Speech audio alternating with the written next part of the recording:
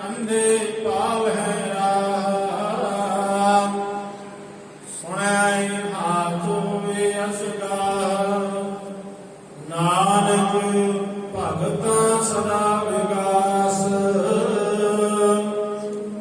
सुनै दुख पाप का नास, नानक भगता सदा विगास। सुनै दुख पाप का नास। वाहिगुरु जी का खालसा, वाहिगुरु जी की फतेह। एक ओंकार सतनाम करता पुरख निर्वाह निर्वैर, अकाल मूरत आजुनी सैभम गुर प्रसाद। जुगो जुग अटल चवर छतर तखत दे मालिक, धन धन श्री गुरु ग्रंथ साहिब जी दी पावन पवित्र गोद विच जुड़ बैठी गुरु की साथ समाजियो। गज के फतेह बुलाओ जी। वाहिगुरु जी का खालसा, वाहिगुरु जी की फतेह। साथ समाजी सतगुरु गुरु नानक पातशाह जी किरपा का सदका 10 पौड़ियां तक विचार संपूर्ण हुई है। हुण अज 11वीं पौड़ी आरंभ होगी। 11वीं पौड़ी के आरंभ विच सतगुरु श्री गुरु नानक पातशाह जी फरमाउंदे हन, सुनै सरा गुणा के गाहा। जो सारे गुणा का सागर है। इत्थे भाई कान सिंह नाभा साहब जी ने सरा का अर्थ कीते ने नियम, धर्म की मर्यादा ते नाल इस सरा शब्द नूं अरबी भाषा का दस्या, क्योंकि अरबी भाषा दे विच सरा दे अर्थ धर्म के नियम, धर्म की मर्यादा ही हुंदे हन।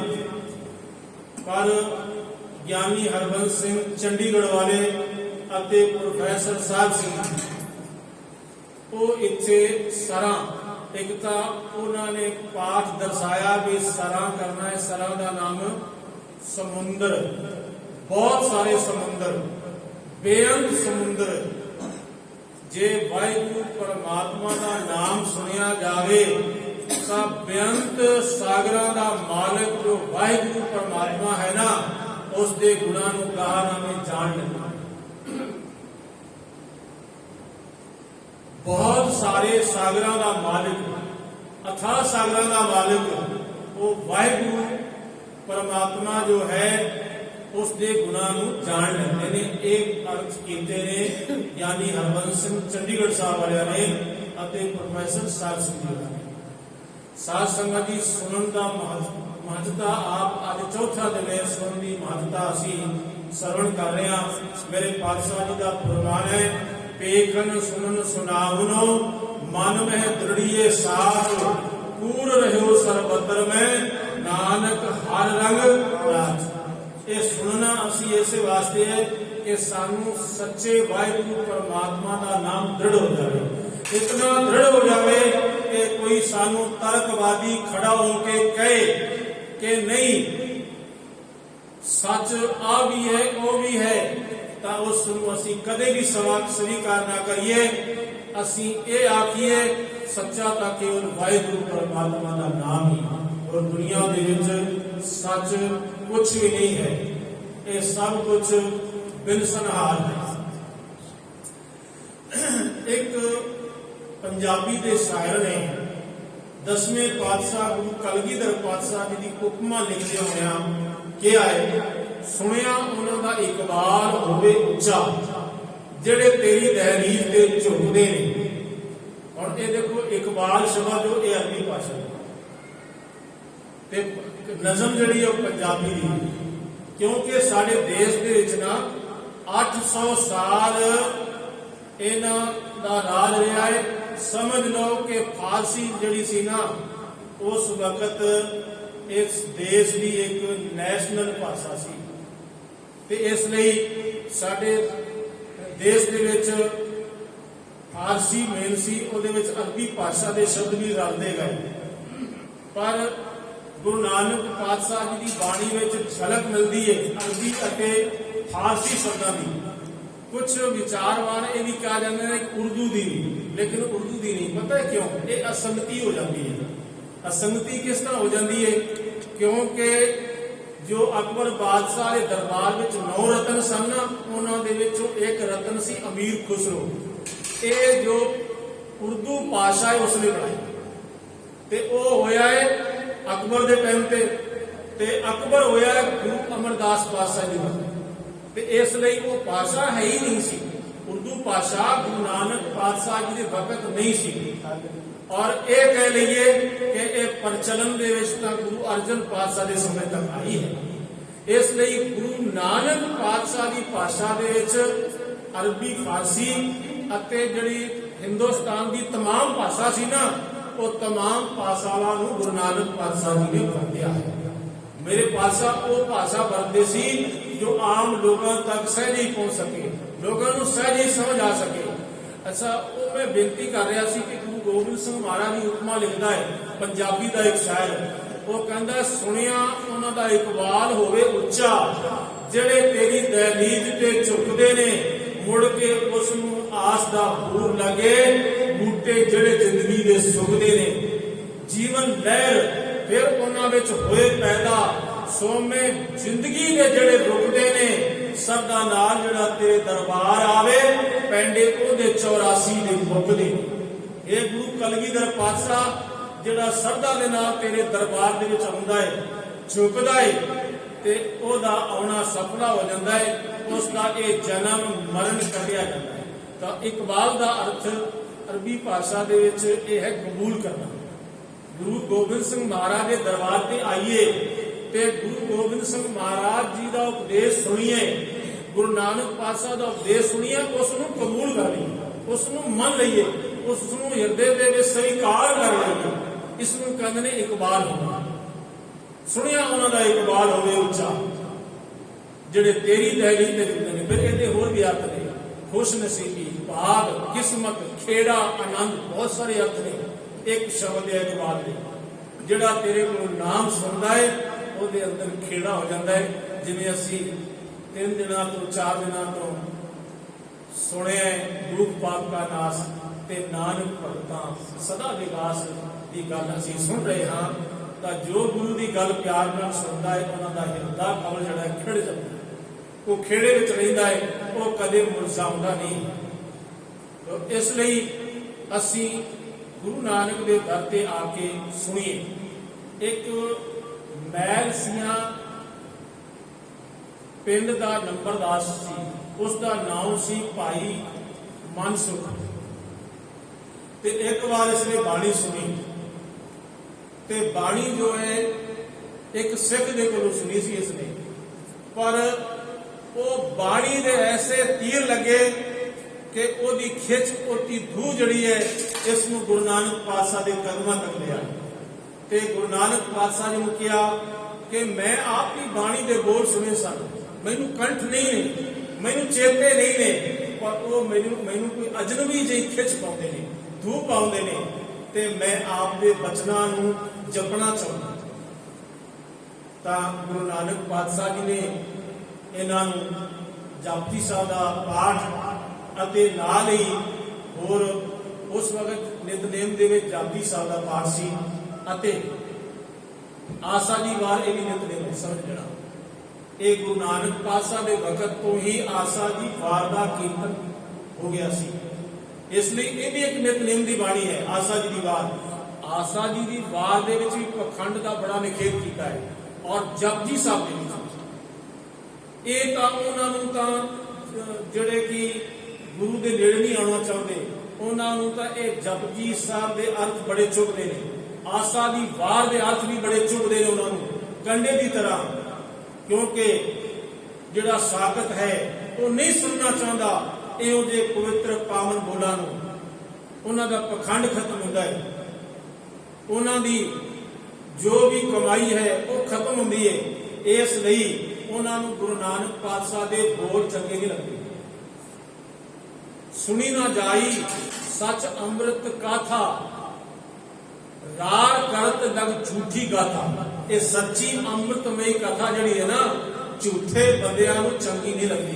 फिर वो की कहते रार, रार कहिए झगड़ा, वो झगड़ा करते हैं कि भाई ए तू पता नहीं तुसी की विच रख दिता, ये पता नहीं किहों जे विचार ने, साडी ते रीत जुगां तो चली आ रही है, साडे ते वड्डे वडेरियां ने आ सिखाया सी ते इत्थे हुण नवीं गल सुण रहे सी।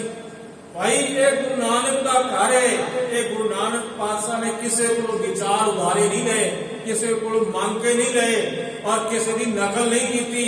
ये गुरु नानक पातशाह के वो विचार ने जो अकाल पुरख वाहिगुरू परमात्मा वालों मिले। इसलिए इन्हों सुनने वास्ते दिल भी चाहिए, जिगरा भी चाहिए। तो साध संगत जी, वो भाई मनसुख गुरु गोबिंद सिंह गुरु नानक पातशाह जी के कोल आ गया ते कहने लगा, पातशाह मैनूं आपके ऊपर बड़े चंगे लगते ने ते तुसीं मैनूं अपने बोल दिओ, अपनी बाणी दो। गुरु नानक पातशाह ने जपजी साहिब का पाठ अते होर शब्द भी कंठ कर लेंदे सन। पुरातन जमाने में सिख जपजी साहिब का पाठ करते, फिर उन्हां शब्दों का पाठ करते, फिर चलते फिरते पाठ करते, फिर उठदियां बैठदियां पाठ करते। ये व्यापारी सी भाई मनसुख जी, ते व्यापार करदियां करदियां ये चले गए संगला जी, यानी कि श्रीलंका। उत्थे चले गए। उथों का जिहड़ा बादशाह सी ना, उन्होंने एक धर्म का नियम बनाया हुआ सी कि भाई एकादशी वाले दिन कोई भी अग नहीं बालेगा, कोई भी अन्न पकावेगा नहीं, कोई खावेगा नहीं, सारिया ने व्रत रखना, सारे भूखे रहने। तो भाई मनसुख जी हुण गुरबाणी भी आउंदी है, एकादशी निकट पेको हर राम, इंद्री वस कर सुनो हर नाम, मन संतोख सर्व जी दया, इन विद वर्त संपूर्ण होया। गुरु नानक कहते ने आप व्रत रखो भाई, निकट एकादशी निकट पेखो हर राम, अपने नेड़े वाहिगुरू वेखो, दूर ना ये ना आखो कि दूर है हुण पाप कर लवां। भाई जिस तरह किस कोई देखता नहीं है तो वो उसी वेले चोरी कर लेता है। हट पट्टन विच मंदिर भन्ने, कर चोरी करावे, अगों देखे पिछों देखे, कुत्ते कां छपावे। वो भाई वो तो वाहिगुरू तो वेखदा पिया है, तू भावें किसी दी हड्डियां तोड़ ले, दुकाना तोड़ ले, घर तोड़ ले, मकान तोड़ ले, तू आखे मैनू कोई देखता नहीं। वो वाहिगुरू परमात्मा तेन सारिया जगह ते दिखदा। इसलिए एकादशी निकट देखो हर राम, इंद्री वस कर सुनो हर नाम। आ जिहड़े इंद्रिय ने ना, इन्हां इंद्रियां नूं वस विच कर लो, अखां नूं वस विच कर लो कि एक पराया रूप वेख के विचलित ना हो जाण। ये कन्नां नूं रोक लो, जेवा नूं रोक लो। इन्हां इंद्रियां सारियां नूं, ज्ञान इंद्रियां ते कर्म इंद्रियां, इन्हां सारियां नूं रोक लो ते किथे लगाओ, गुरु दा शब्द सुनन दे विच लगा लो, सेवा करन विच लगा लो। तो फिर मन संतोख सर्व जी दया, मन दे विच संतोख होवे ते सारियां दे उपर दया कर, रहमत कर। ये ना वे किसी के उपर जुल्म करी जा, किसी को चोट पहुंचाई जा, किसी का दिल रुलाई जा, किसी के अखां विचों आंसू बहाई जा, किसी को जख्म दिती जा, ऐसा ना कर। सारियां दे उपर दया कर ते इन विच वर्त संपूर्ण है। आ है विधि गुरु नानक पातशाह ने करती कि इस तरह वर्त रखो ते इस तरह तुम्हारा वर्त पूर्ण होगा। साध संगत जी, वैसे वर्त बड़े सारे रखे जाते हैं, आपको पता है ना कि महाराज जी बाणी कहती है, छोड़े अन्न करे पाखंड, ना वो सुहागण ना वो रंड। इतने महाराज जी ने शब्द कहे ने कि भलिया लोगों तुसीं समझ जाओ, अन्न छोड़ के पखंड ना करो। इस तरह करने दे नाल वाहिगुरू परमात्मा की प्राप्ति नहीं होती। ते फिर भगत कबीर जी ने क्या है, कबीर हर का सिमरन छाड़ के रात जगावन जाए, सरपन हुए के आ उतरे जाए अपने खाए। कबीर हर का सिमरन छाड़ के आ होई राखे नार, गधी हुए के आ उतरे पार सेवन जाए। एक और हुई भी वर्त है, कि भाई ना वर्त रखो, नहीं तो ਤੁਹਾਡਾ जन्म तुम समझ लो गधे बनते गधे बने फिरते हो जो एवं वाधू का भार अपने पेट के उपर चंकी करते हो। और जे भया लोका सुनना है तो गुरु का शब्द सुनो। एक ना वर्त बड़ा प्रचलित है करवा चौथ का, ਉਹਦੇ ਵਿੱਚ ਸਾਡੇ ਵੀਰ ਵੀ ਸ਼ਾਮਲ ਹੋ ਜਾਂਦੇ ਨੇ, ਸਾਡੀਆਂ ਭੈਣਾਂ ਵੀ ਸ਼ਾਮਲ ਹੋ ਜਾਂਦੀਆਂ ਨੇ।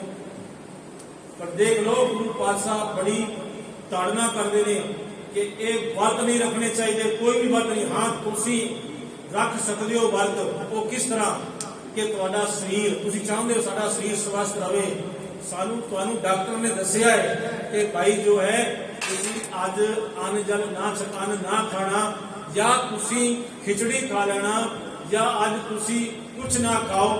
ਉਸ ਇੱਕ ਨੁਕਤੇ ਨੂੰ ਮੁੱਖ ਰੱਖਦੇ ਹੋਇਆ ਤੁਸੀਂ ਮਤਲਬ ਭੁੱਖੇ ਰਹਿ ਸਕਦੇ ਹੋ, ਪਰ ਧਰਮ ਦੇ ਨਾਂ ਦੇ ਉੱਪਰ ਵਰਤ ਰੱਖਣਾ ਇਹ ਪਖੰਡ ਹੈ, ਇਹ ਗੁਰੂ ਘਰ ਵਿੱਚ ਪ੍ਰਵਾਨ ਨਹੀਂ।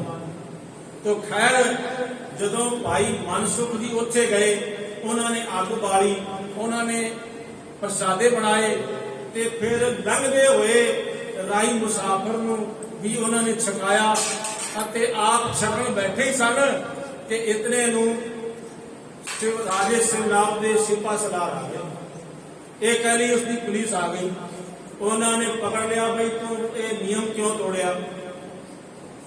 ਉਹ ਕਹਿਣ ਲੱਗੇ ਜੀ ਮੈਨੂੰ ਤਾਂ ਪਤਾ ਨਹੀਂ ਤੁਹਾਡਾ ਨਿਯਮ ਕਾਹਦਾ ਹੈ, ਮੈਂ ਤਾਂ ਗੁਰੂ ਨਾਨਕ ਪਾਤਸ਼ਾਹ ਦੇ ਨਿਯਮਾਂ ਨੂੰ ਮੰਨ ਕੇ ਚੱਲਦਾ।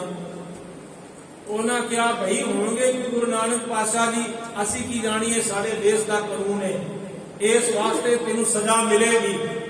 ਉਹਨਾਂ ਨੂੰ ਵਿਚਾਰੇ ਨੂੰ ਪਕੜ ਕੇ ਲੈ ਗਏ, ਆਣੇ ਜਾਣੇ ਵੀ ਨਹੀਂ ਸਕਣ ਦਿੱਤਾ, ਓਕੇ ਤਾਂ ਉਹਨਾਂ ਨੂੰ ਜੇਲ੍ਹ ਦੇ ਵਿੱਚ ਬੰਦ ਕਰ ਤੇ ਜੇਲ੍ਹ ਦੇ ਵਿੱਚ ਪੱਥਰ ਦੇ ਉੱਪਰ ਸੌਣਾ ਹੈ, ਉੱਪਰ ਕੋਈ ਵਿਛਾਉਣ ਵਾਸਤੇ ਨਹੀਂ।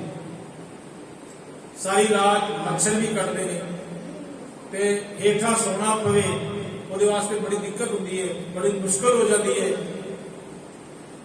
ਤਾਂ ਜਿਹੜਾ ਬਾਦਸ਼ਾਹ ਸੀ, ਇੱਕ ਦਿਨ ਨਿਕਲਿਆ, 2 ਦਿਨ ਨਿਕਲਿਆ, ਤੀਸਰੇ ਦਿਨ ਬਾਦਸ਼ਾਹ ਨੇ ਨਾ ਆਪਣੇ ਮਹਿਲਾਂ ਦੇ ਵਿੱਚ ਇੱਕ ਐਸਾ ਪ੍ਰੋਗਰਾਮ ਰਚਿਆ ਕਿ ਉੱਥੇ ਨਿਰਤਕਾਰੀਆਂ ਬੁਲਾ ਲਈਆਂ ਔਰ ਸਾਜ਼ਾਂ ਵਾਲੇ ਬੁਲਾ ਲਏ, एक कह लो आर्केस्ट्रा बुला ले, और उस दे दरबार दे विच ये संसारी गीत ते संगीत होते हैं।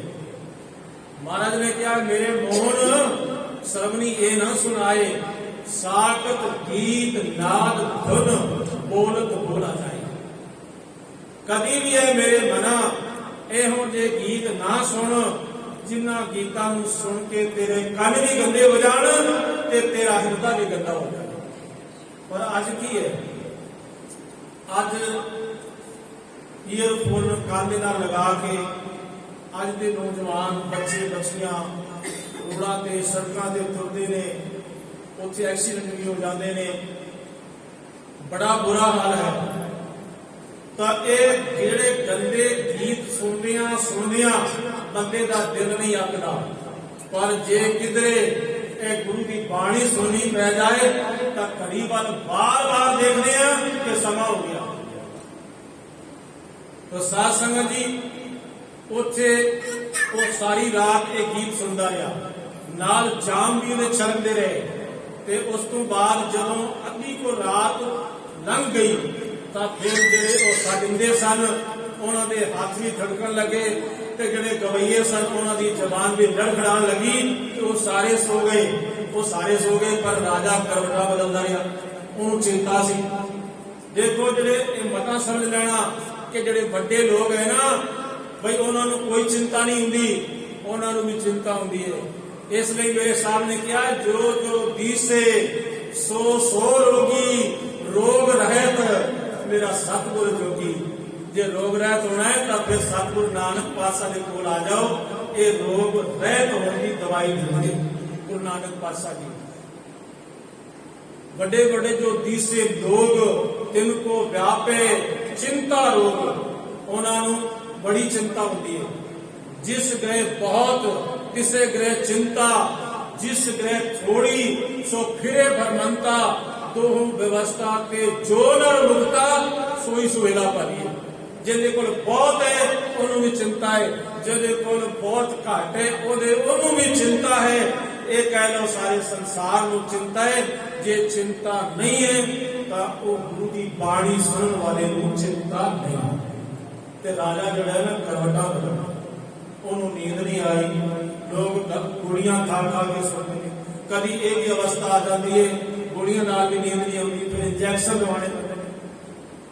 ਇਹ ਵਾਧੂ ਦਾ ਭਾਰ ਜੋ ਇਹ ਬੰਦਾ ਚੁੱਕੀ ਫਿਰਦਾ ਹੈ ਆਪਣੇ ਦਿਮਾਗ ਤੇ, ਜਦੋਂ ਇਹਦੇ ਕੋਲ ਬਰਦਾਸ਼ਤ ਨਹੀਂ ਹੁੰਦਾ ਅੱਗੇ ਸਰੀਰ ਵੱਲ ਭੇਜ ਦਿੰਦਾ ਹੈ। ਫਿਰ ਸਰੀਰ ਨੂੰ ਵੀ ਕਸ਼ਟ ਪਹੁੰਚਦਾ ਹੈ, ਮਨ ਨੂੰ ਤੇ ਕਸ਼ਟ ਪਹੁੰਚਦਾ ਹੀ ਪਹੁੰਚਦਾ ਹੈ, ਸਰੀਰ ਨੂੰ ਵੀ ਕਸ਼ਟ ਪਹੁੰਚਦਾ ਹੈ, ਆਤਮਾ ਨੂੰ ਵੀ ਕਸ਼ਟ ਪਹੁੰਚਦਾ ਹੈ। एक चिंता ऐसी है।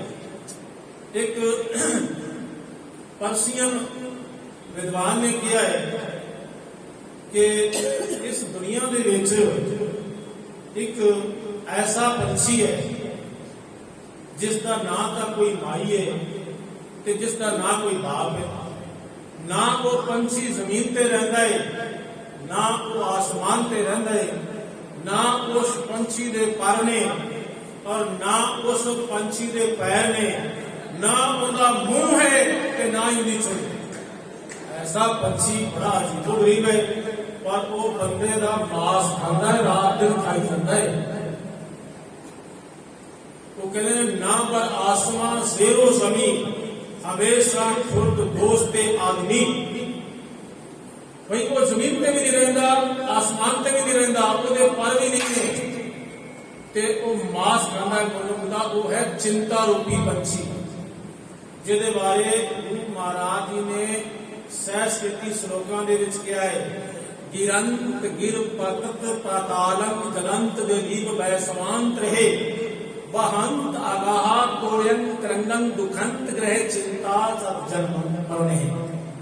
भाई ये ऐसा पंछी है, ऐसी चिंता है कि जे बंदा किधरे पहाड़ा की ऊंचाइयां तो गिर के मर जाए ना, इन्ना दुख नहीं होता, पर आत्महत्या नहीं करनी। क्योंकि बहुत सारे लोग जिहड़े ने जदों उन्होंने दिमाग के ऊपर वजन पैदा है तो उसनूं बर्दाश्त नहीं कर सकते ते आत्महत्या वल चल पैंदे ने। आचार्य रजनीश ने तो इत्थों तक लिखिया है, एक रब दे प्यारिਆਂ ਨੂੰ ਛੱਡ के जिंदगी दे विच क्या गरीब क्या अमीर, क्या उच्चा क्या नीवा, सारिਆਂ ਦੇ दिल विच एक ना एक बारी जरूर आउंदा है कि वो आत्महत्या कर लवे। जिस दे अंदर पागलपन की परसेंटेज वध जाती है वो एक दिन आत्महत्या कर बैठता है। सिर्फ जो रब दे प्यारे ने उन्होंने दिलों में कभी ऐसा विचार नहीं आता। कहते अगर जे किधरे पर्वतों की ऊंचाइयां ते कोई बंदा चढ़िया ते वो गिर गया ते मर गया, उसकी मौत होगी, वो इतना दुख नहीं है। ते दीवा किन्ना कुंदा है, दीवे दे हेठा अपने तन नूं झुलसा झुलसा के मर जावे, वो भी इतना दुख नहीं है। ते पानी दे तेज बहाव दे विच डुब के मर जावे, गोते खा के मर जावे, वो भी इतना दुख नहीं है जितना कि ये चिंता का दुख है।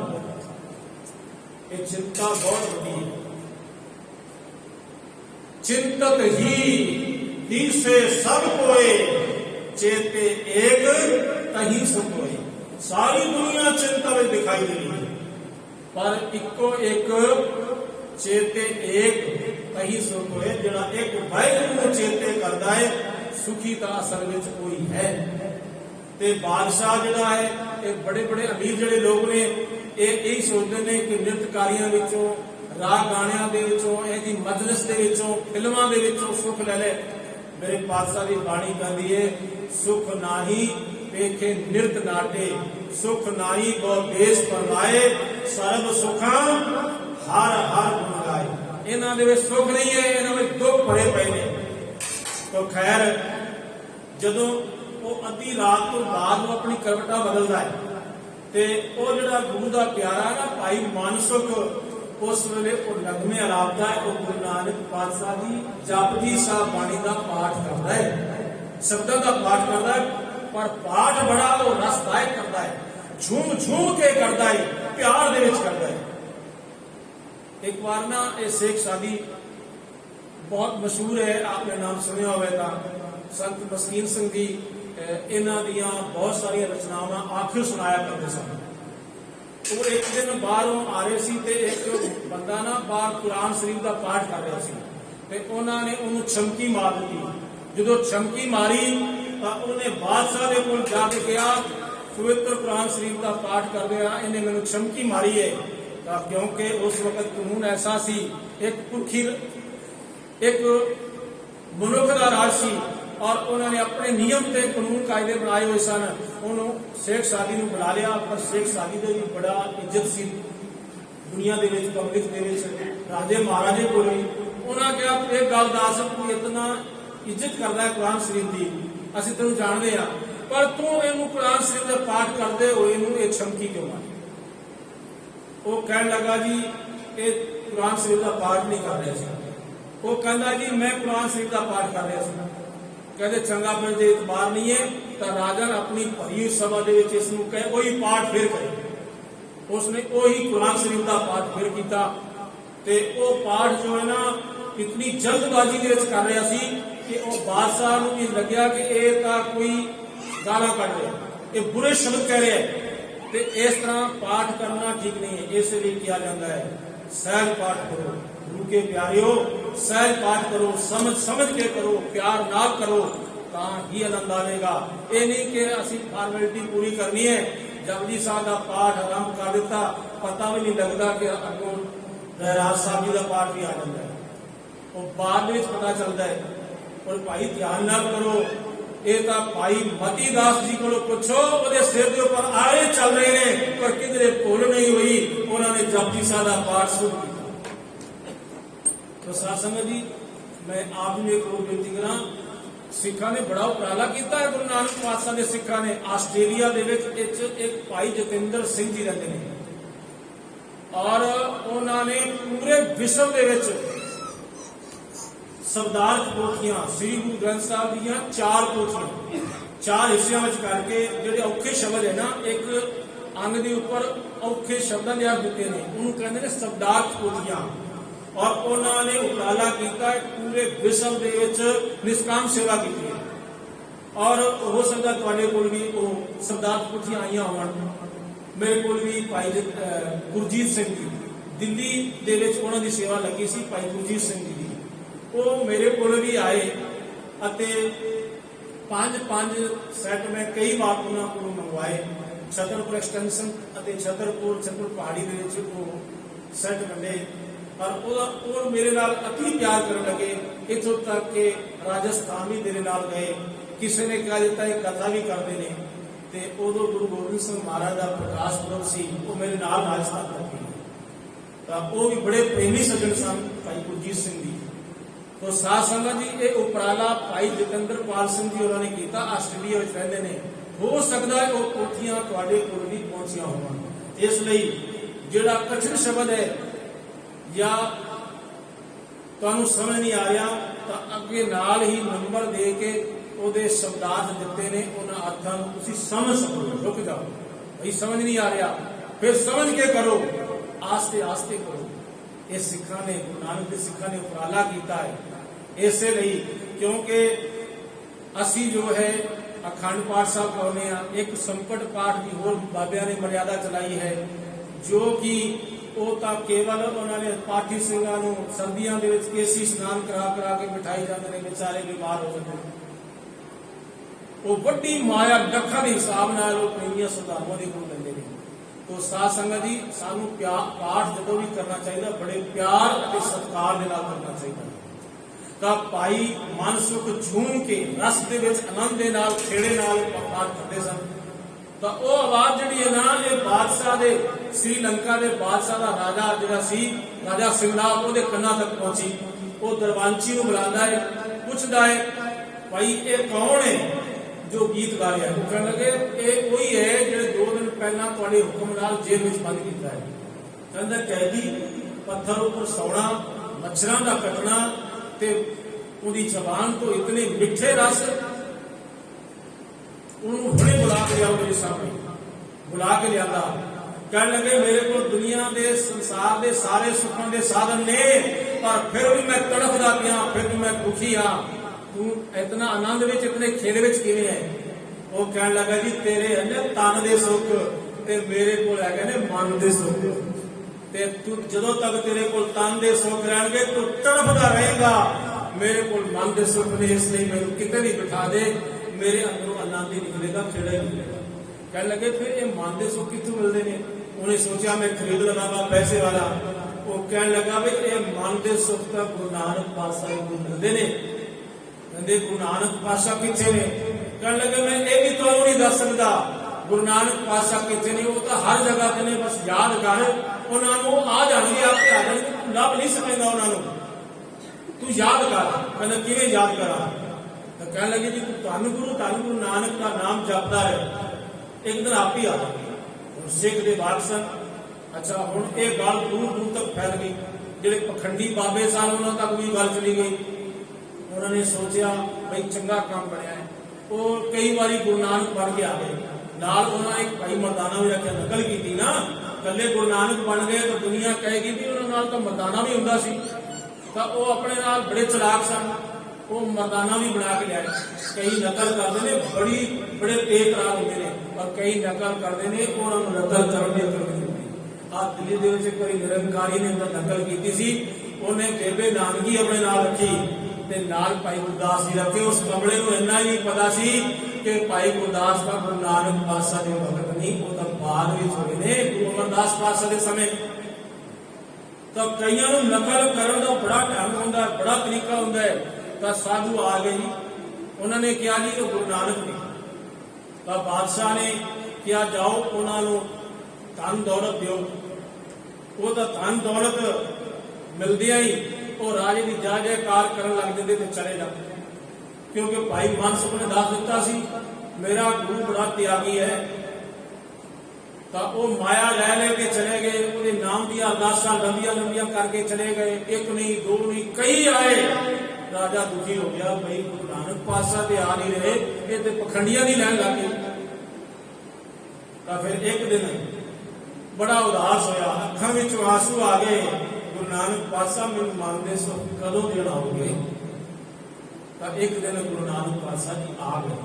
साध संगत जी माया दी, पर गुरु नानक पातशाह ने स्वीकार नहीं किया। फिर उसने राजकुमारियां भेजियां ते वो गुरबाणी दे विच मेरे पातशाह ने शब्द उच्चार कीता है, गाछो पुत्री राजकुमार नाम धनो सतगुर सवार। है मेरी पुत्रियो मेरी धीओ, अपनी जबान तो अपनी रसना तो वाहिगुरु का नाम लो।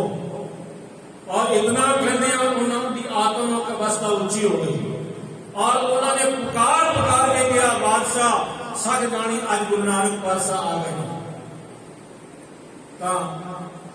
उस दिन एक गुरु नानक पातशाह ने कहो इसनों भी मन दे सुख प्राप्त हो। तैनू बोलिया दुख लगन कनेरे तो जिथे दुख ना कोई, जे दुख हुंदा तां मंसूर ना रोंदा। जिन्हों सूली सेज हुई समस पट्ठी लथी ओनू दर दर मिले ना कोई। संत रेण सुख ओहा जानन ब्याह की जाने कोई। सुख तां ओ जानते ने ओ मानते ने जो गुरु नानक पातशाह की बाणी बाणी। और किसी को सुख का नहीं पता। और जिन्हों ने नाम कोई भी कहे, कोई बोले राम राम, कोई खुद आए, कोई सेवे को सैया, कोई अल्लाह तो कोई अल्लाह कह रहे, कोई राम कह रहे, पर उस रास्ते से चल के दिखावे। जिस रास्ते की गल गुरु नानक पातशाह जी करते ने ते उस रास्ते से जे समझ चलिया भावें उनकी उन्होंने पुट्ठा करके उनकी इस तरह खल उतार दी जिवें बकरे की खल उतारते हैं, पर फिर भी वो अल्लाह हुंदे अनल हक के नारे लांदा है। जिहड़ा मंसूर सी जिहदे बारे भाई साहब भाई नंदलाल जी ने एक जगह ने कई जगह से जिक्र किया है। उन्होंने कहा अनल हक अज़लबे मंसूर गरचू सीसा कुल कुल कर्द के आदता बेकी सहबा गुज़ार मा कैसा। कदे उन्होंने दिलो दिमाग दे विचों इस तरह नारे निकले, अनल हक इस तरह शब्द निकलिया जिवें सुराही दे विचों पानी निकलता है कि कुल कुल दी आवाज आती है। क्योंकि साध संगत जी इन्हें अनल हक ही कहा सी ते इहदे हथ कट दिते। हथ जो हाथ कट्टे ना फुहारा निकलिया खून का ते वो मुंह के ऊपर दस्तार के ऊपर आया और इनदियां बाहां के ऊपर आ गए, इहदे शरीर के ऊपर आ गए। वो जो हस्या खिड़खड़ाया कह लगा अल्लाह मैनू नहीं पता सी कि आ भी एक नमाज हुंदी है, अज तू मैनू ये भी सिखा दिता है कि केवल अगे सारी जिंदगी पानी नाल मैं उजू करता रहा, अज खून नाल उजू करने का तू मौका दिता मैनू। अज मेरा मुंह भी धो दिता, मेरी कालक धो दी और मेरे जन्मा जन्मा के पाप धो दिते। अज तू मैनू आदेश किया कि अज इस तरीके नाल नमाज पढ़। उस दिन भी उन्हें सूली के ऊपर चढ़ के ये नमाज अदा की सी। ये है खिड़िया होया हिरदा। तो इसलिए ये ने मन के सुख, असी तो तन के सुख तो ही नहीं उठते, सारी जिंदगी तन के सुखा लिए सारे साधन जुटाते रहने तो कभी मन के सुख जपजी साहब वाल भी देख लो भाई, गुरु ग्रंथ साहब जी के सहज पाठ वाल भी देख लो। जे असी सिख गाँदे तो सच जानो सानू जिंदगी दे विच ज्यादा नहीं तो एक तो सहज पाठ जरूर करना चाहिए हर एक गुरसिख माई भाई। वैसे तो ये सारी जिंदगी चलता ही रहना चाहिए सहज पाठ है, इस आनंद है, इस खिड़ा है। सुने है सराम गुणा के गाहा, ये सुनन का ढंग है कि सुनन दे नाल अनेकां सरानामे समुद्रां दा मालिक जो वाहिगुरु परमात्मा है उसके गुणा नूं गाह नामे जान लईदा है। शरीर विरोध समुंद विरोध शरीर हम देखा, एक वस्त अनूप दिखाई। गुरु गोविंद गोविंद गुरु है, नानक भेद ना पाई। ये शरीर भी समुद्र है, याद रखना। इस शरीर नूं जरा चंगी तरह मथ गुरु के शब्दों के नाल ते तेनू पता चल जाएगा। जो कहे मंडे सोई पिंडे, जो खोजे सो पावे, पीपा प्रणवे परम ताते सतगुर कोई लखावे। सतगुर पातशाह की बख्शिश का सदका जो नाम सुनता है प्यार के नाल, उसनूं इस ब्रह्मंड का भी पता, ब्रह्मंड का भी पता लग जाता, इस पिंड का इस शरीर का भी पता चल जाता। इसलिए ना सानू ब्रह्मंड का पता चलिया, ना सानू शरीर का पता चलिया, ना सानू तन का पता चलिया, ना ही मन का पता चलिया।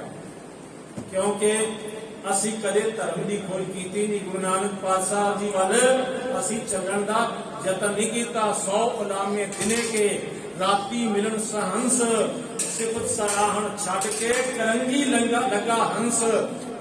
त्रिक वेहा जीविया जित खाए ਵਧਾਇਆ पेट। मेरे पातशाह जी कहते ने कि ओए बंदिया तू पदार्थों के ऊपर पदार्थ खांदा चला गया ते पाचन शक्ति भी तेरी खत्म हो गई और तेरा खांदिया खांदिया पेट बढ़ गया। खांदिया खांदिया मुंह खट्ठा पहनंदिया सब अंग दृग तिना दा जीविया जिन्ना सच ना लगो। और खांदिया खांदिया सारी उम्र लंघ गई, ए दंद भी गिर गए। पहनदिया पहनदिया ये तेरे शरीर के अंग शिथिल हो गए, कमजोर हो गए, पर सच्चे वाहिगुरु परमात्मा का नाम रखते नहीं। महाराज जी बाणी कहती है खाना पीना हंसना सोना विसर गया है मरना, कसम विसार कुहारी कीनी दृग जीवन नहीं रहना। दृगाकार है, लानत है मनुख जे तू वाहिगुरु का नाम नहीं जपे। जे असी अपने गुरु की वडियाई लैनी है, असी अपने गुरु को थापड़ा लैना है, असी अपने गुरु को आशीर्वाद लैनी है, तो फिर असी नितनेम को अपने जीवन का एक अंग बनाएंगे। असी नितनेम जरूर करना है। मनिया किसी वेले शरीर ठीक नहीं है, जे सवेरे पाठ नहीं हो सकिया तुम दोपहर को भी कर सकते हो। ये नहीं कि सवेर का वेला निकल गया कि हुण मैं पाठ नहीं कर सकता, कोई पाबंदी लगी नहीं। तू दोपहर भी कर सकता, पढ़िया दौका शाम को भी कर सकता। तू कर नितनेम जरूर कर, नितनेम ना तोड़। जो नितनेम करेगा गुरु की आज्ञा मनेगा तो फिर वो गुणा का सागर वाहिगुरु परमात्मा तेरे हृदय के विच आके वस जाएगा। सुनिए सरार आगे गाहो, सुनन दे नाल ही वाहिगुरु परमात्मा दे बेअंत गुण दे हृदय विच आके समा जाते हैं। सुनिए सेठ पीर पातशाह, उस वाहिगुरु परमात्मा का नाम सुनन दे नाल सेठ पीरां अते जिहड़े पातशाह दे पातशाह लोग ने वो किस पदवी ते बैठे ने, उन्हां दी आत्मक अवस्था कितनी ऊंचाइयां ते है, इस बारे भी गुरु नानक पातशाह जी की बाणी का जप जपण वाले नूं ज्ञान हो जाता है। सुनिए अंधे पावे राह, सुनन दे नाल जिहड़े अंधे ने ਉਹਨਾਂ ਨੂੰ ਵੀ ਰਾਹ ਪ੍ਰਾਪਤ ਹੋ ਜਾਂਦਾ ਹੈ। ਹੁੰਦਾ ਸੁਣਨ ਦੇ ਨਾਲ ਹੀ ਹੈ, ਨਹੀਂ ਤਾਂ ਸਾਰੀ ਜ਼ਿੰਦਗੀ ਬੰਦਾ ਪੁੱਠੇ ਸਿੱਧੇ ਹੱਥ ਹੀ ਮਾਰਦਾ ਰਹਿੰਦਾ ਹੈ ਤੇ ਫਿਰ ਦੇਖਦਾ ਹੈ ਉੱਥੇ ਦੇ ਉੱਤੇ ਹੀ ਖੜਾ ਹੈ। ਜਿਵੇਂ ਆ ਤੇਲੀ ਦਾ ਬਲਦ ਹੈ, ਉਹਦੇ ਨਾ ਅੱਖਾਂ ਦੇ ਅੱਗੇ ਕੋਈ ਕੱਪੜਾ ਬੰਨ ਕੇ ਤਾਂ ਉਸ ਨੂੰ ਚਲਾ ਦਿੰਦੇ ਨੇ, ਤੇਲੀ ਚਲਾ ਦਿੰਦਾ ਹੈ ਕੋਲੂ ਤੇ ਲਾ ਕੇ, ਉਹ ਚੱਲਦਾ ਰਹਿੰਦਾ ਹੈ, ਸੋਚਦਾ ਮੈਂ ਅੱਜ ਬੜਾ ਸਫ਼ਰ ਕੀਤਾ ਹੈ, ਪਰ ਜਦੋਂ ਅੱਖਾਂ ਖੁੱਲਦੀਆਂ ਨੇ ਕੀ ਦੇਖਦਾ ਹੈ ਕਿ ਉਹ ਜਿੱਥੋਂ ਚਲਿਆ ਸੀ ਉੱਥੇ ਹੀ ਖੜਾ ਹੈ। ਯਾਨੀ ਸੰਤ ਸਿੰਘ ਮਸਕੀਨ ਸਾਹਿਬ ਇੱਕ ਕਥਾ ਸੁਣਾਉਂਦੇ ਸਨ ਕਿ 5-7 ਸ਼ਰਾਬੀ ਸਨ ਤੇ ਪਹਿਲਾਂ ਉਹਨਾਂ ਨੇ ਬੈਠ ਕੇ ਸ਼ਰਾਬ ਪੀਤੀ, ਉਦੋਂ ਬਾਅਦ ਇੱਕ ਰਸਤੇ ਵਿੱਚ ਨਦੀ ਆਉਂਦੀ ਸੀ, ਬਈ ਨਦੀ ਪਾਰ ਕਰਨੀ, ਮਲਾਹ ਤਾਂ ਚਲੇ ਗਏ ਸਨ, ਬੇੜੀਆਂ ਬੰਨ ਕੇ ਆਪਣੀਆਂ ਚਲੇ ਜਾਂਦੇ ਨੇ ਆਪਣੇ ਘਰ।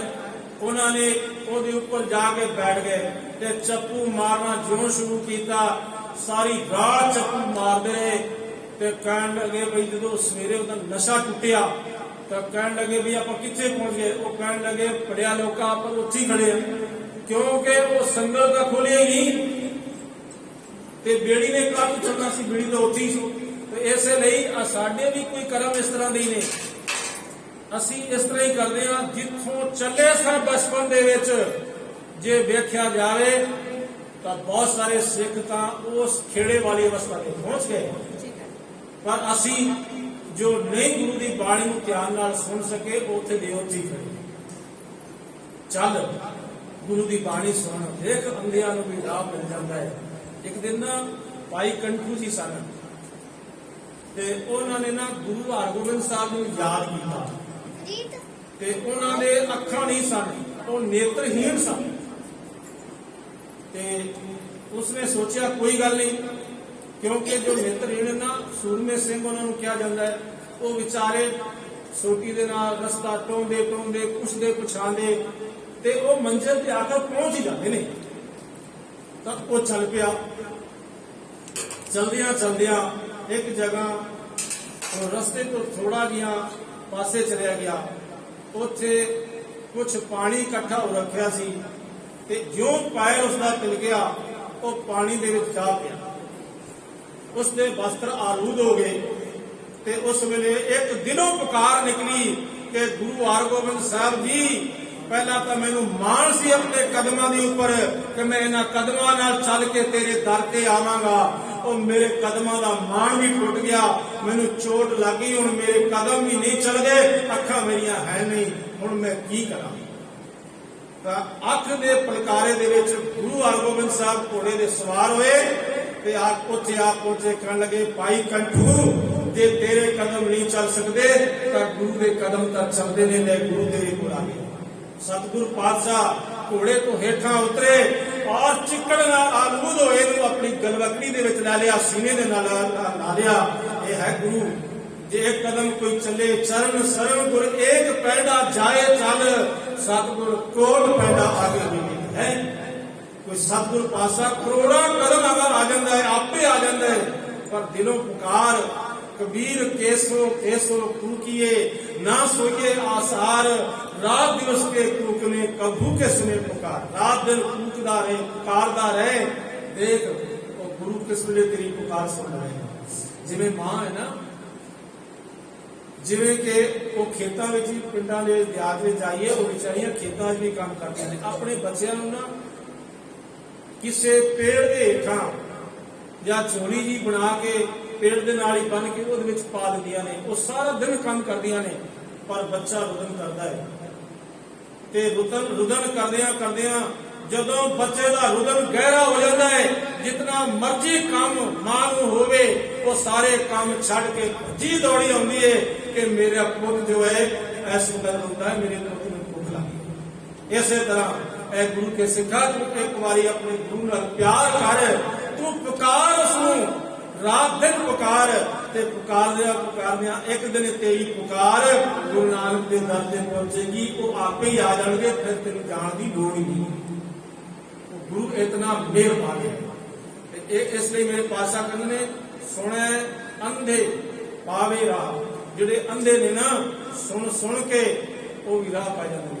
ਹੁਣ ਜੇ ਇੱਥੇ ਅੰਧੇ ਲਈਏ ਤਾਂ ਜਿਸ ਤਰ੍ਹਾਂ ਅਜੇ ਅਸੀਂ ਜ਼ਿਕਰ ਕੀਤਾ ਸੀ ਸੱਜਣ ਜੀ ਦਾ, ਕੌਡਾ ਜੀ ਦਾ, ਨੂਰ ਸ਼ਾਹ ਜਾਦੂਗਰਨੀ ਦਾ, ਇਹ ਅੰਨੇ ਹੀ ਸਨ ਤੇ ਨਹੀਂ ਚੱਲੇ ਸਨ, ਧਰਮ ਵੱਲ ਚਲੇ ਹੀ ਨਹੀਂ। ਜਿਸ ਤਰ੍ਹਾਂ ਭਗਤ ਕਬੀਰ ਜੀ ਬਾਰੇ ਭਾਈ ਗੁਰਦਾਸ ਜੀ ਨੇ ਕਿਹਾ ਹੈ ਨਾ, ਬਈ ਰਾਮਾਨੰਦ ਜੀ ਉਹ ਬਨਾਰਸ ਦੇ ਵਿੱਚ ਰਹਿੰਦੇ ਸਨ ਤੇ ਇਹਨਾਂ ਸੋਚਿਆ ਵੀ ਉਹਨਾਂ ਕੋਲ ਉਪਦੇਸ਼ ਲੈ ਲਵਾਂ, ਤੇ ਉਹ ਅੰਮ੍ਰਿਤ ਵੇਲੇ ਨਾ ਗੰਗਾ ਤੇ ਜਾਂਦੇ ਸਨ ਇਸ਼ਨਾਨ ਕਰਨ ਵਾਸਤੇ। ਗੰਗਾ ਦੇ ਇਸ਼ਨਾਨ ਕਰਕੇ ਕਿਸੇ ਇਹ ਨਹੀਂ ਕਿ ਧਰਮ ਵਜੋਂ, ਕਿਉਂਕਿ ਸਰੀਰ ਨੂੰ ਇਸ਼ਨਾਨ ਕਰਾਉਣਾ ਹੈ, ਇਸ਼ਨਾਨ ਕਰਾ ਕੇ ਉਸ ਤੋਂ ਬਾਅਦ ਉਹਨਾਂ ਨਾਮ ਜਪਣਾ ਵਾਹਿਗੁਰੂ ਜੀ ਦਾ। ਹੋਏ ਬਿਰਕਤ ਬਨਾਰਸੀ ਰਹਿੰਦਾ ਰਾਮਾਨੰਦ ਗੁਸਾਈ, ਅੰਮ੍ਰਿਤ ਵੇਲੇ ਉੱਠ ਕੇ ਜਾਂਦਾ ਗੰਗਾ ਨਾਵਣ ਤਾਈ, ਅੱਗੋਂ ਹੀ ਨੇ ਜਾਏ ਕੇ ਲੰਮਾ ਪਿਆ ਕਬੀਰ ਕਥਾਈ, ਪੈਰੀ ਟੰਗ ਉਠਾ ਲਿਆ ਬੋਲੋ ਰਾਮ ਸਿੱਖ ਸਮਝਾਈ। ਭਗਤ ਕਬੀਰ ਜੀ ਨੇ ਕਿਹਾ ਮੈਂ ਉਪਦੇਸ਼ ਲੈਣਾ ਹੈ ਗੁਰੂ ਦੇ ਕੋਲੋਂ, ਤਾਂ ਫਿਰ ਕਿਵੇਂ ਲਾਵਾਂ। ਉਹ ਅੰਮ੍ਰਿਤ ਵੇਲੇ ਨਾ ਵਾਪਸੀ ਜਦੋਂ ਉਹਨੇ ਆਉਣਾ ਸੀ ਰਾਮਾਨੰਦ ਜੀ ਨੇ, ਉਹ ਰਾਹ ਦੇ ਵਿੱਚ ਲੰਮਾ ਪੈ ਗਿਆ ਤੇ ਕਹਿੰਦੇ ਨੇ ਰਾਮਾਨੰਦ ਜੀ ਆਏ ਤੇ ਉਹਨਾਂ ਨੇ ਆਪਣੇ ਪੈਰ ਦੇ ਨਾਲ ਟੁੰਬ ਕੇ ਉਹਨੂੰ ਉਠਾਇਆ ਤੇ ਆਖਿਆ ਉੱਠ, ਕਿਉਂ ਸੁੱਤਾ ਪਿਆ ਅੰਮ੍ਰਿਤ ਵੇਲੇ, ਜਾਗ ਤੇ ਰਾਮ ਦਾ ਨਾਮ ਕਹੇ। ਉਸਨੇ ਐਸਾ ਰਾਮ ਦਾ ਨਾਮ ਪਕੜਿਆ ਕਿ ਜਨਮਾਂ ਜਨਮਾਂ ਦੀ ਅਗਿਆਨਤਾ ਦੀ ਨਿੰਦਰਾ ਟੁੱਟ ਗਈ ਤੇ ਉਹਨੇ ਬੁਲੰਦ ਆਵਾਜ਼ ਦੇ ਵਿੱਚ ਕਿਹਾ ਕਿ ਐ ਗੁਰੂ ਅਬ ਤੋਂ ਜਾਏ ਚੜੇ ਸਿੰਘਾਸਨ, ਮਿਲੇ ਹੈ ਸਾਰੰਗ ਪਾਣੀ, ਰਾਮ ਕਬੀਰਾ ਏਕ ਭੈ ਹੈ ਕੋਈ ਨਾ ਸਕੇ ਬਚਨ। ਨਾਮ ਜਪਦਿਆਂ ਜਪਦਿਆਂ ਉਹ ਵਾਹਿਗੁਰੂ ਦਾ ਰੂਪ ਹੋ ਗਏ। ਰਾਮ ਕਬੀਰਾ ਜਿਹੜੇ ਨੇ ਇੱਕ ਹੋ ਗਏ, ਅਭੇਦ ਹੋ ਗਏ। ਤੇ ਇਸੇ ਤਰ੍ਹਾਂ ਜਿਹੜਾ ਵੀ ਵਾਹਿਗੁਰੂ ਦੇ ਮਾਰਗ ਤੇ ਚੱਲੇਗਾ, ਪਰ ਇੱਥੇ ਇਹ ਯਾਦ ਰੱਖ ਲੈਣਾ ਗੁਰੂ ਧਾਰਨ ਕਰਨਾ ਬਹੁਤ ਜ਼ਰੂਰੀ ਹੈ। ਹੁਣ ਤੇ ਸਮਾਂ ਹੋ ਗਿਆ ਕਿਸ ਵੇਲੇ ਗੁਰੂ ਦੀ ਮਹਾਨਤਾ ਕੀ ਹੈ ਇਹਦੇ ਬਾਰੇ ਵੀ ਵਿਚਾਰ ਕਰਾਂਗੇ। ਮਹਾਰਾਜ ਦੀ ਬਾਣੀ ਕਹਿੰਦੀ ਹੈ ਔਰ ਰੋਜ਼ ਤੁਸੀਂ ਸੁਣਦੇ ਵੀ ਹੋ, ਜੇ 100 ਚੰਦਾ ਉਗਵੇ ਸੂਰਜ ਚੜੇ ਹਜ਼ਾਰ, ਏਤੇ ਚਾਨਣ ਹੁੰਦਿਆਂ ਗੁਰ। ਤੇ ਇਹ ਗੁਰੂ ਦਾ ਉਪਦੇਸ਼ ਲੈਣਾ ਬਹੁਤ ਜ਼ਰੂਰੀ ਹੈ। ਅਸੀਂ ਗੁਰੂ ਦੇ ਉਪਦੇਸ਼ ਨੂੰ ਆਪਣੇ ਹਿਰਦੇ ਦੇ ਵਿੱਚ ਵਸਾਈਏ ਤੇ ਅੰਧਿਆਂ ਨੂੰ ਵੀ ਰਾਹ ਮਿਲ ਜਾਂਦਾ ਹੈ। ਸੁਣੀਏ ਹੱਥ ਹੋਵੇ ਸਗਾਹ, ਸਗਾਹ ਦਾ ਅਰਥ ਹੁੰਦਾ ਡੂੰਘਾ, ਬਹੁਤ ਡੂੰਘਾ ਹੈ। ਵਾਹਿਗੁਰੂ ਪਰਮਾਤਮਾ ਦਾ ਜਿਹੜਾ ਰਹੱਸ, ਵਾਹਿਗੁਰੂ ਪਰਮਾਤਮਾ ਨੂੰ ਜਾਣਨਾ ਬਹੁਤ ਔਖਾ ਹੈ, ਲੇਕਿਨ ਸੁਣਨ ਦੇ ਨਾਲ ਇਹ ਹਾਥ ਹੋ ਜਾਂਦਾ ਹੈ, ਮਤਲਬ ਕਿ ਬਿਲਕੁਲ ਸੌਖਾ। ਸੁਣਨਾ ਚਾਹੀਦਾ ਹੈ, ਸੁਣਨ ਦੀ ਬਹੁਤ ਮਹਾਨਤਾ ਹੈ। ਤਾਂ ਇਸ ਲਈ ਇਹ ਰੱਬ ਦੇ ਪਿਆਰਿਆਂ, ਗੁਰੂ ਦੇ ਪਿਆਰਿਆਂ ਤੋਂ ਵਾਹਿਗੁਰੂ ਦਾ ਨਾਮ ਸੁਣ। ਨਾਨਕ ਭਗਤਾ ਸਦਾ ਵਿਗਾਸ, ਭਗਤਾਂ ਦੇ ਹਿਰਦੇ ਦੇ ਵਿੱਚ ਸਦਾ ਵਿਗਾਸ ਨਾਮੇ ਖੇੜਾ ਬਣਿਆ ਰਹਿੰਦਾ ਹੈ। ਕਿਉਂ ਖੇੜਾ ਬਣਿਆ ਰਹਿੰਦਾ ਹੈ? ਉਹ ਕਦੀ ਮੁਰਝਾਹਟ ਨਹੀਂ ਆਉਂਦੀ, ਕਦੀ ਉਹ ਕੁਮਲਾਉਂਦਾ ਨਹੀਂ, ਉਹ ਕਦੀ ਗਮਗੀਨ ਨਹੀਂ ਹੁੰਦਾ, ਕਿਉਂਕਿ ਉਹਦੇ ਹਿਰਦੇ ਦੇ ਵਿੱਚ ਸੁਣੀਏ ਦੁਖ ਪਾਪ ਦਾ ਨਾਸ, ਸੁਣਨ ਦੇ ਨਾਲ ਦੁੱਖਾਂ ਪਾਪਾਂ ਸਾਰਿਆਂ ਦਾ ਨਾਸ ਹੋ ਗਿਆ। ਤੇ ਉਹਦਾ ਤਾਂ ਹੀ ਹਿਰਦਾ ਖੜਿਆ ਰਹਿੰਦਾ ਹੈ ਕਿਉਂਕਿ ਉਸਨੇ ਵਾਹਿਗੁਰੂ ਪਰਮਾਤਮਾ ਦਾ ਨਾਮ ਸੁਣਿਆ ਹੈ। ਔਰ ਇਹ ਕਾਰਨ ਹੈ ਭਗਤਾਂ ਤੇ ਸਾਰੀਆਂ ਜੋੜ ਕਦੇ ਨਾ ਆਇਆ। ਜਿਹੜੇ ਸੰਸਾਰੀ ਬੰਦੇ ਹੁੰਦੇ ਨੇ ਤੇ ਭਗਤ ਹੁੰਦੇ ਨੇ, ਇਹਨਾਂ ਦਾ ਕਦੀ ਜੋੜ ਨਹੀਂ ਬਣਦਾ, ਵਿਚਾਰ ਹੀ ਨਹੀਂ ਰੱਖਦੇ। ਕਿਉਂਕਿ ਸੰਸਾਰੀ ਬੰਦਾ ਤਾਂ ਕਹਿੰਦਾ ਹੈ ਮੈਨੂੰ ਧਨ ਚਾਹੀਦਾ, ਦੌਲਤ ਚਾਹੀਦੀ ਹੈ, ਪਰ ਉਹ ਜਿਹੜਾ ਭਗਤ ਹੈ ਉਹਨੂੰ ਕੇਵਲ ਵਾਹਿਗੁਰੂ ਦਾ ਪਿਆਰ ਚਾਹੀਦਾ ਹੈ। ਇਸ ਲਈ ਉਹ ਭਾਵੇਂ ਕਿਰਤ ਵਿਰਤ ਕਰਦਾ ਹੈ, ਕਿਰਤ ਵਿਰਤ ਕਰਦਿਆਂ ਹੋਇਆਂ ਵੀ ਉਸ ਨੂੰ ਵਾਹਿਗੁਰੂ ਦਾ ਨਾਮ ਕਦੀ ਭੁੱਲਦਾ ਨਹੀਂ। ਗੁਰੂ ਨਾਨਕ ਨੇ ਸਿੱਖਿਆ ਨਹੀਂ ਦਿੱਤੀ ਕਿ ਭਾਈ ਤੂੰ ਇੱਕ ਮਾਲਾ ਲੈ ਕੇ ਬਹਿ ਜਾ ਤੇ ਬਸ ਤੂੰ ਕੰਮ ਨਾ ਕਰ। ਉਹ ਪੜਿਆ ਲੋਕਾਂ ਤੂੰ ਕੰਮ ਕਰ, ਸਾਰੇ ਪਰਿਵਾਰ ਵਿੱਚ ਰਹੇ, ਗ੍ਰਸਥ ਵਿੱਚ ਰਹੇ ਔਰ ਸੰਸਾਰ ਵਿੱਚ ਰਹੇ, ਸਾਰੇ ਕੰਮ ਨਿਭਾ। ਭਾਈ ਨੰਦ ਲਾਲ ਜੀ ਨੇ ਵੀ ਕਿਹਾ ਹੈ, ਗਰ ਦਸਤੇ ਮਨ ਹਮੇਸ਼ ਪੈਕਾਰ ਮੇ ਰਵਦ, ਮਨ ਚੂ ਪੁਨਮ ਕੇ ਦਿਲ ਬਸੂਏ ਯਾਰ ਮੇਰਾ ਵੱਧ। ਗਰ ਦਸਤੇ, ਦਸਤੇ ਕਹਿੰਦੇ ਹੱਥ ਨੂੰ, ਇਹ ਹੱਥ ਤੇਰੇ ਕਾਰ ਦੇ ਵਿੱਚ ਰਵਣ, ਕਿਰਤ ਦੇ ਵਿੱਚ ਰਵਣ। ਗਰ ਦਸਤੇ ਮਨ ਹਮੇਸ਼, ਹਮੇਸ਼ਾ ਤੇਰਾ ਮਨ ਜੋ ਹੈ ਨਾ ਉਹ ਗੁਰੂ ਦੇ ਚਰਨਾਂ ਤੇ ਗੁਰੂ ਦੇ ਚਰਨਾਂ ਦੇ ਵਿੱਚ। ਇਹ ਨਹੀਂ, ਮਹਾਰਾਜ ਨੇ ਕਦੀ ਵੀ ਨਹੀਂ ਕਿਹਾ ਪਹਾੜਾਂ ਦੀ ਗੁਫਾਵਾਂ ਵਿੱਚ ਚਲਾ ਜਾ, ਕੰਦਰਾਂ ਵਿੱਚ ਚਲਾ ਜਾ, ਵੇਲਾ ਹੋ ਕੇ ਤੂੰ ਨਾਮ ਜਪ। ਇਹ ਤਾਂ ਗੁਰੂ ਨਾਨਕ ਪਾਤਸ਼ਾਹ ਦੇ ਘਰ ਦੀ ਵਡਿਆਈ ਹੈ। ਉਹਨਾਂ ਨੇ ਕਿਹਾ, ਇਹ ਗੱਲ ਕਹੀ ਉਹਨਾਂ ਨੇ, ਜੰਗਲਾਂ ਵਿੱਚ ਚਲੇ ਜਾਓ। ਮਹਾਰਾਜ ਦੀ ਬਾਣੀ ਕਹਿੰਦੇ, ਜੰਗਲ ਜੰਗਲ ਕਿਆ ਭਵੇ, ਵਣ ਕੰਡਾ ਮੋੜੇ, ਵਸੀ ਰੱਬ ਹਿਆਲੀਏ, ਜੰਗਲ ਕਿਆ ਢੂੰਡੇ। ਤੂੰ ਘਰ ਵਿੱਚ ਰਹੇ, ਪਰਿਵਾਰ ਵਿੱਚ ਰਹੇ, ਹੱਥਾਂ ਨਾਲ ਕੰਮ ਕਰਕੇ ਵੀ ਸੁਰਤ ਵਾਹਿਗੁਰੂ ਪਰਮਾਤਮਾ ਦੇ ਚਰਨਾਂ ਵਿੱਚ ਜੁੜੀ ਹੋਵੇ। ਇਹ ਅਸੀਂ ਆਪਣੇ ਗੁਰੂ ਅੱਗੇ ਅਰਦਾਸ ਕਰੀਏ, ਸਤਿਗੁਰੂ ਸੱਚੇ ਪਾਤਸ਼ਾਹ ਸਾਨੂੰ ਵੀ ਐਸੀ ਸਮਝ ਦੇ ਤਾਂ ਕਿ ਅਸੀਂ ਵੀ ਇਹ ਕਿਰਤ ਵਿੱਚ ਕਰਦਿਆਂ ਹੋਇਆਂ ਆਪ ਦਾ ਨਾਮ ਜਪ ਸਕੀਏ। ਇਤਨੇ ਕੋ ਵਚਨ ਪ੍ਰਮਾਨ ਕਰਨਾ ਜੀ, ਬਲਚਮ ਦੀ ਖਿਮਾ ਬਖਸ਼ਿਸ਼ ਕਰਨੀ ਜੀ। ਵਾਹਿਗੁਰੂ ਜੀ ਕਾ ਖਾਲਸਾ, ਵਾਹਿਗੁਰੂ ਜੀ ਕੀ ਫਤਿਹ। ਸੁਣਿਐ ਸਰਾਵਣ ਕੀ ਗਵਾ, ਸੁਣਿਐ ਸੇਖ ਪੀਰ ਪਾਤਸ਼ਾਹ, ਸੁਣਿਐ ਅੰਦੇ ਪਾਵੈ ਰਹਾ, ਸੁਣਿਐ ਹਾਥ ਹੋਵੈ ਰਸਦਾ, ਨਾਨਕ ਭਗਤਾਂ ਸਦਾ ਵਿਗਾਸ, ਸੁਣਿਐ ਦੁਖ ਪਾਪ